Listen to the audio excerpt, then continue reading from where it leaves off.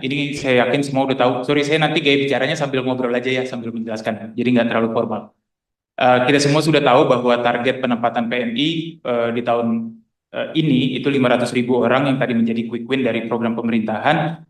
Tapi terlepas dari cerita quick win ini juga kita tahu bahwa animo masyarakat Indonesia untuk bekerja ke luar negeri sangat tinggi, termasuk permintaan dari luar negeri untuk tenaga Indonesia. Jadi ini udah nggak perlu dijelaskan bahwa potensi sangat besar dan ini yang harus kita bisa optimalkan.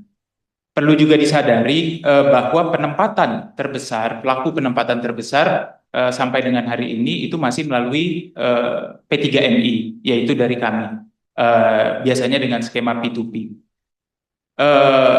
Tapi tadi melihat data KP2MI juga angkanya sudah menurun sepertinya di 2025, saya hitung angkanya jadi 70%. Ini juga nanti akan masuk ke dalam penjelasan saya fenomenanya karena ini terkait dengan meningkatnya yang lumayan pesat penempatan melalui jalur perseorangan tadi atau yang kalau istilah tadi disebut pekerja migran mandiri PKM. Jadi yang berangkat sendiri tanpa pemerintah atau P3MI. Jadi yang simpelnya aja dari sini kita bisa simpulkan bagaimana untuk kita bisa meningkatkan upaya penempatan tanpa meninggalkan upaya perlindungan, yaitu adalah memberdayakan kami, memberdayakan para P3MI. Itu jelas quick win-nya gitu ya. Sebelum kita mikirkan inisiatif-inisiatif lain. Boleh masuk slide? Nah, satu simpel basis pemikiran yang amat sangat kami harapkan, yang tentunya sudah menjadi lip service, tapi pada realitanya kami belum begitu merasakan. Kami sebagai P3MI ini sangat amat berharap dilihat sebagai mitra strategis. Kalau melihat visi misi tadi, yang sangat perlu dukungan dari pemerintahan. Sayangnya sampai hari ini masih banyak dari kami merasa itu dilihatnya hanya sebagai pembuat masalah, yang bikin onar, yang harus selalu diawasi dengan ketat. Iya, awasi kami, itulah tugas regulator dan kami sebagai eksekutor memang perlu diawasi, tapi sewajarnya, gitulah. Kadang-kadang over protection atau over regulation atau helikopter parenting kalau sebagai orang tua itu ujungnya adalah stifling the process atau malah menghambat kinerja. Dan apalagi kita dilihat sebagai saingan bisnis, ini yang lebih lucu lagi. Karena harusnya pemerintah dan swasta itu tidak sama sekali bersaingan di lapangan. Karena kalau pemerintah melihat kita sebagai saingan bisnis, ujung-ujungnya adalah pembatasan yang akan dibatasi, dipersulit. Harapannya ini tidak terjadi, tapi sayangnya masih ada beberapa teman-teman kami yang merasa seperti itu. Jadi ini sebuah harapan besar kami, perlu perubahan mindset besar, kami adalah mitra, gitu ya. Boleh berikutnya? Saya coba paparkan ini, mungkin nggak mengikuti alur yang diberikan, tapi kita coba bagi dalam 3 isu besar. Ada isu dalam proses, ada isu yang spesifik regulasi, dan yang terakhir adalah peran pemerintah sendiri yang kita harapkan. Kalau dari proses ini nanti saya akan lebih meng-highlight ini alur proses proseduralnya, mulai dari bagaimana kita memverifikasi permintaan di luar negeri, sampai bagaimana kita memproses pekerja migran sendiri di Indonesia, dan juga skema-skema penempatan lain yang berdampak terhadap proses kita. Yang kedua ini nanti saya akan bahas regulasi, terutamanya meng-highlight outdatedness atau apa tuh namanya, jadulnya regulasi yang ada, yang berdampak nantinya ke multitafsir, lalu ketidakpastian regulasi, yang ini sangat mengganggu proses penempatan. Termasuk nanti ada juga kaitan tentang penanganan permasalahan yang kami nilai saat ini masih belum rapi dan profesional, bukan hanya dari kementerian, tapi juga dari berbagai aspek penegak hukum di Indonesia. Yang ketiga ini peran pemerintah, nanti kami akan jabarkan sedikit poin-poin yang saat ini menjadi kritikal, terutama ketegasan tentang penempatan PMI, terutama yang non-prosedural, yang kami rasa jauh perlu lebih banyak diperhatikan.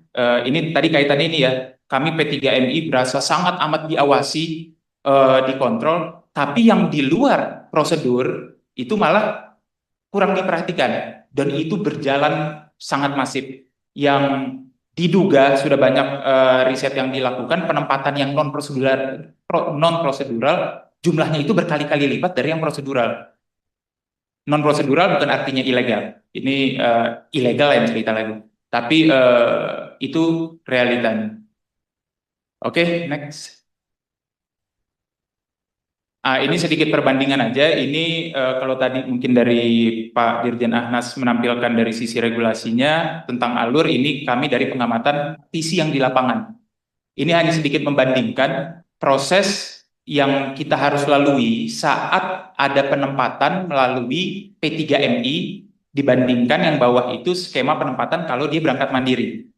Yes, alurnya lebih panjang. Jadi 3 kotak yang pertama verifikasi itu terjadi di luar negeri. Tapi ini simple lah. Kita lihat bahwa proses melalui P3MI itu jauh lebih berlapis-lapis ketimbang kalau orang tadi penempatan mandiri atau skema perseorangan. Tapi yang perlu di-highlight bukan dari step, bukan hanya jumlah stepnya, tapi waktu yang diperlukan. Kalau orang berangkat mandiri, itu beneran hanya interview, dia dapat perjanjian kerja, dia urus visa sendiri, dia urus ID yang bisa digital, online, lalu dia bisa hadir ke BP3MI untuk melakukan OPP di hampir dimanapun, dan terutama di Jakarta, yang sudah pasti. Habis itu berangkat. Proses ini bisa dilakukan dalam waktu 3-7 hari. Dari anak ini interview, urus visa, bisa berangkat. Kalau lewat P3MI, udah jangan ditanya. Dan ini yang selalu kami sampaikan, selalu kami keluhkan, tapi sayangnya sampai hari ini belum ada solusi konkret. Kalau kita lihat segmen yang pertama, cerita verifikasi, ini verifikasi. Jadi kita punya orderan dari mitra kita di luar negeri, itu mereka harus membawa dokumen-dokumen ke KBRI untuk diverifikasi. Tentunya ini proses yang sangat benar karena ini balik ke mitigasi tadi dari aspek perlindungan. Tapi kok ya prosesnya bisa sampai 6 bulan. Sekarang kalau prosesnya 6 bulan, ini mitra kerja kita di sana yang membutuhkan tenaga Indonesia, kira-kira mau kerja sama kita atau kira-kira dia ngerekrut sendiri aja ke Indonesia. Nah, ini kan baru satu poin, baru cerita verifikasi di sana. Oke, sekarang dari sana sudah diverifikasi, datang ke Indonesia, orderannya kita dapat, kita uruslah SIP, surat izin perekrutan. Dari sini baru kita boleh merekrut di Indonesia.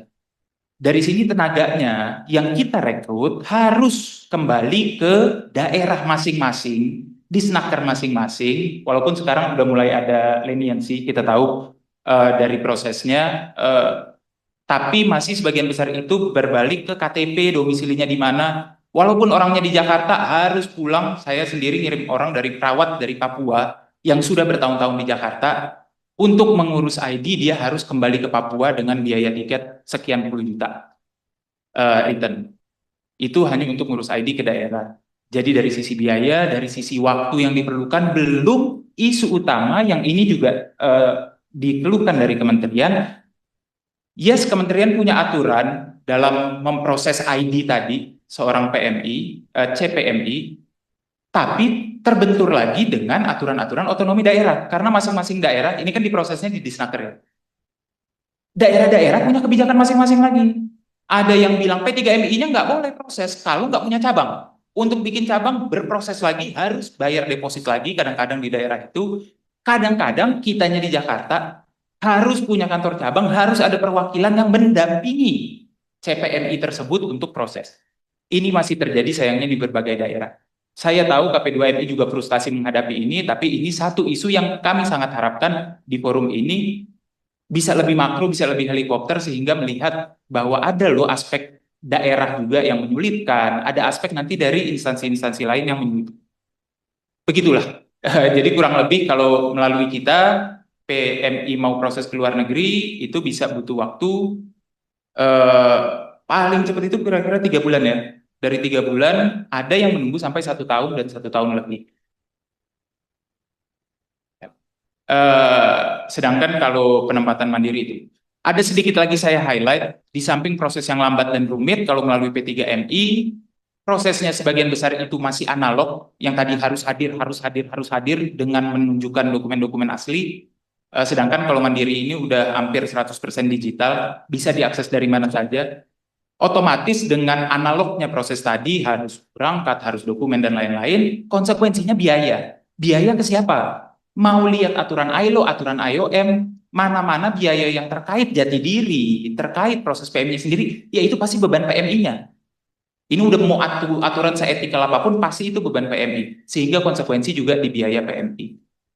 Sedangkan kalau kita lagi lihat aspek perlindungan, proses yang melalui P3MI jelas perlindungannya jauh lebih konkret. Karena kita dibelenggu oleh sekian banyak regulasi dan aturan termasuk pasal-pasal bukan hanya dari perlindungan PMI, ada pasal-pasal TPPO dan lain sebagainya yang membelenggu kita. Jadi pastinya perlindungan lebih jelas. Tapi jauh lebih sulit prosesnya. Jadi jangan bingung kalau penempatan melalui P3MI tadi kaitannya merosot, yang mulai meningkat itu adalah penempatan melalui skema mandiri. Tapi saya bukan menyalahkan skema mandiri ya. Skema mandiri ini juga bagus karena ini adalah masa depan. Tidak bisa dipungkiri. Kalau kita ngomongin insinyur, kita ngomongin dokter, kita ngomongin even Ibu Sri Mulyani kerja ke IMF gitu kan.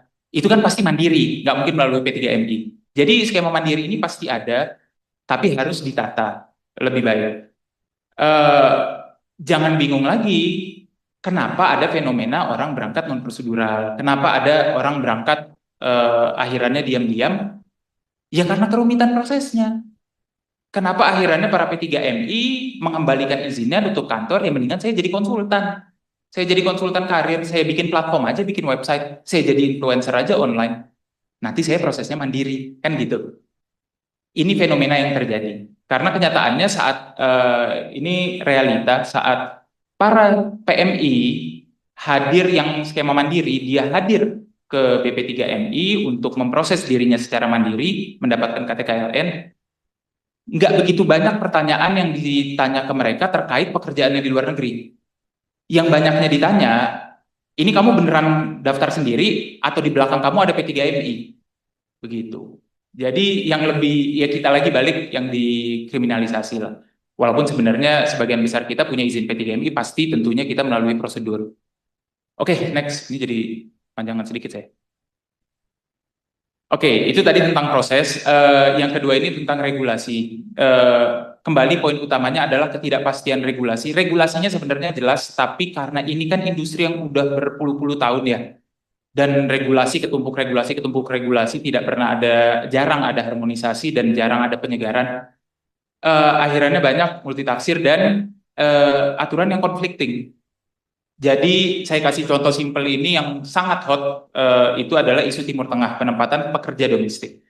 Banyak orang menggaungkan bahwa itu ditutup, sudah 15 tahun ditutup karena ada moratorium. Tidak, yang di moratorium adalah penempatan pekerja untuk pemberi kerja perseorangan di wilayah Timur Tengah. Tidak ada istilah pekerja domestik, tidak ada istilah, intinya bukan tentang pekerja domestik, itu tentang pemberi kerja perseorangan. Ini kalau kita lihat moratoriumnya, itu pun moratoriumnya sudah otomatis hangus sejak diberlakukannya undang-undang baru. Tapi kok realitanya sampai sekarang tidak bisa diproses, walaupun pemberi kerjanya ini berbadan hukum di Timur Tengah. Mau dilihat dari aspek manapun, aturan manapun, untuk penempatan pekerja domestik ke Timur Tengah, kalau berbadan hukum harusnya tidak masalah. Selama bisa mempertanggungjawabkan ke KP2MI, ini dokumen-dokumennya, ini perlindungannya. Ini mungkin agak sensitif isunya kalau saya bahas pekerja domestik Timur Tengah, tapi sekarang saya coba lihat global pekerja domestik.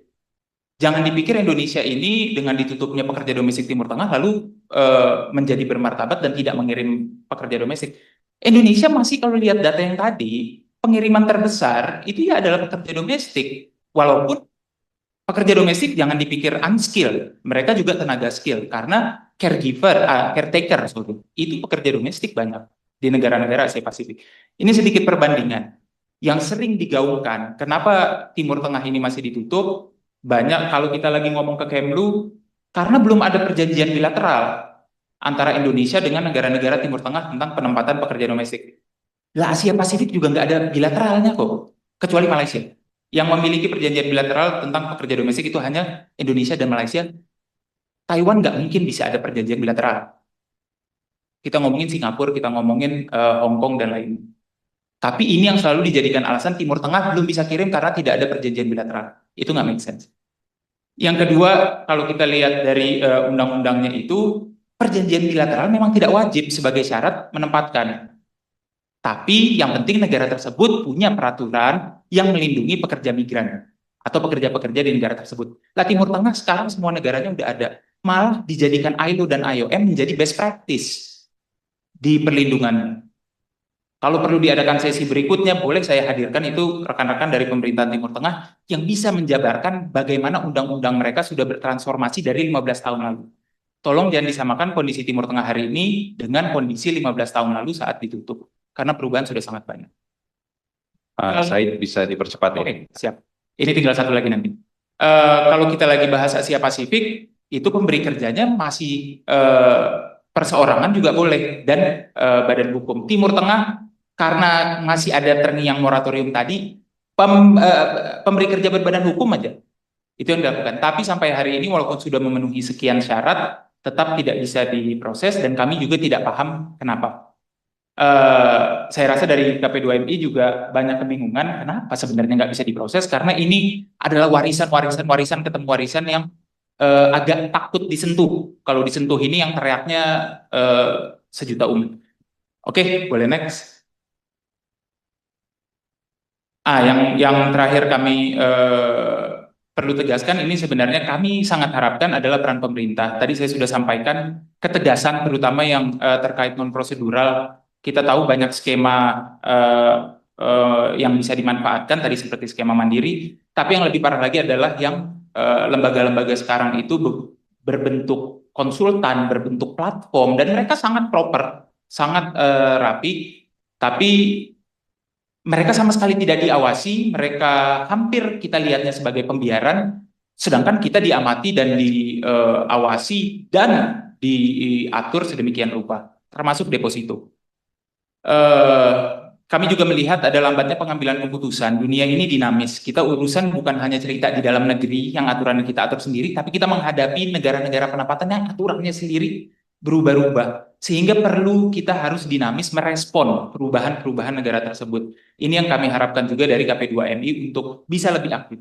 Zaman dulu saat masih bentuknya belum KP2MI, masih badan, itu kami lihat agak sedikit lebih responsif. Mungkin karena strukturnya didesain itu per wilayah. Jadi mereka punya keahlian masing-masing di wilayah-wilayahnya, jadi lebih responsif. Kalau sekarang kan udah nggak ada pembagian per wilayah. Dibaginya per jenis skema penempatan. Jadi itu harus menguasai satu dunia dan analisa kami itulah salah satu faktor yang memperlambat. Yang terakhir mungkin ini ada kaitannya dengan mindset masih ada persaingan antara pemerintah dengan P3MI yang kami lihat upaya promosi ke luar negeri belum ada manfaat nyata terutama untuk P3MI. Apakah promosi tadi masih lebih mengutamakan skema G2G atau lainnya apa, tapi sampai hari ini kami belum begitu rasakan manfaatnya. Sedikit masuk satu slide lagi yang rekomendasi kami, boleh next Pak? Simple, yang selalu kami ajukan termasuk dalam audiensi kami dengan KP2MI dan kementerian-kementerian lain, kalau perlu ini bongkar semua aturannya, duduk lagi bareng, dipetakan ulang kondisi sekarang bagaimana sih kebutuhan tenaga kerja di luar negeri, bagaimana sih kondisi di dalam negeri, ayo kita petakan. Karena aturan yang sekarang ini udah berlapis-lapis, outdated, yang kalau mau tahu asal-muasalnya, aturan ini didesain untuk penempatan pekerja domestik di tahun 80-an. Asal-muasalnya nih aturan-aturan itu terus yang menjadi dasar. Padahal pemerintah bahasanya sekarang kita mau bergeser ke tenaga skill, kita mau bergeser ke tenaga profesional. Lah ya kalau aturannya semua 90% masih mengacu mindsetnya adalah penempatan pekerja domestik, ya nggak ada cerita tenaga skill yang ditempatkan. Tenaga skillnya berangkat, tapi nggak prosedural tadi. Oke, yang kedua ini yang kita propose adalah kebijakan yang dibangun dalam nanti menata regulasi ulang, itu tolong berbasis risiko. Peraturan yang ada sekarang itu pukul rata. Mau berangkat sebagai insinyur, sebagai Ibu Sri Mulyani ke IMF, atau sebagai asisten rumah tangga ke Timur Tengah, bukan Timur Tengah ditutup, ke Singapura, aturannya sama. Itu kan hal yang nggak masuk akal. Yes, mereka semua warga Indonesia, tapi jangan dilihat sebagai warga negara Indonesianya. Lihat risiko yang terjadi di tempat penempatan. Kami dari Abjati saat ini sedang berkolaborasi dengan BRIN. Kami sedang memetakan peta resiko berdasarkan negara penempatan, berdasarkan jabatan, berdasarkan industri. Ini yang harusnya dijadikan acuan dalam membentuk regulasi. Ya kalau resikonya minim, resikonya sangat kecil, mengirimkan seorang insinyur ke UK. Apa perlu melalui proses yang sampai 6 bulan tadi? Apa perlu aturannya sama seperti mengirimkan seorang caretaker ke Singapura? Tentu tidak. Tapi tambah kita masuk ke jabatan-jabatan sektor-sektor rentan, apalagi negara yang kita tahu bermasalah, sering terdapat masalah, ya tentu aturannya harus diperketat. Gitu. Jadi aturan ini harus dinamis dan adaptif ke marketnya masing-masing. WNI, PMI sama haknya semua, yang beda haknya itu adalah penerima di sana. Tergantung risiko yang terjadi. Datanya dari mana? Nggak susah. Tinggal lihat laporan pengaduan pelindungan. Sumber-sumber masalah itu terjadinya di sektor apa, di negara mana, di jabatan apa, gitu ya. Termasuk ini poin penting satu, saat kita ngebahas deposito, ya harusnya berbasis ke sini juga. Gimana kita ngebahas deposito itu aturannya sama semua, gitu kan? Ada yang bilang dibagi per wilayah, ada yang bilang dibagi per sektor. Tapi tolonglah kita kaji bersama. Tolong libatkan para stakeholder dalam perumusan ini, jangan diputuskan secara sepihak. Dan kalau kita bandingin tadi dua regulasi antara P3MI dan Mandiri, kalau Mandiri jabatannya sudah ditentukan berbasis resiko, yang ditentukan oleh Mandiri ini kan harusnya adalah jabatan-jabatan, tujuan-tujuan yang resiko kecil, sehingga dinilai ya kamu asal ada perjanjian kerja aman lah, berangkat aja sendiri.